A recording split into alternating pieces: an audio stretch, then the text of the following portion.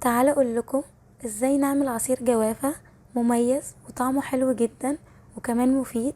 جربوه بالطريقة دي هتعتمدوها في عصير الجوافة زي اللي بنشربه في الكافيهات بره بالظبط، وطعمه بيكون حلو ولونه فاتح. يلا نشوف هنعمله ازاي.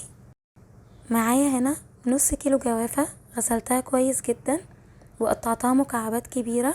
هنزل بيها في الخلاط وهضيف عليها 3 معالق كبار عسل ابيض، وممكن برضو تضيفوا سكر بس العسل طبعا افيد واحسن علشان كمان بيقوي المناعة وحلو قوي للاطفال ايام المدارس والشتاء.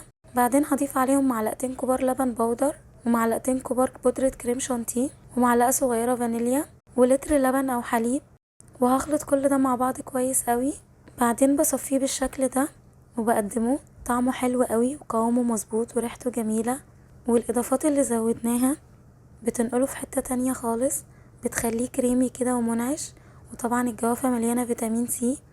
يا رب يكون عجبكم، اتمنى تجربوه بألف هنا.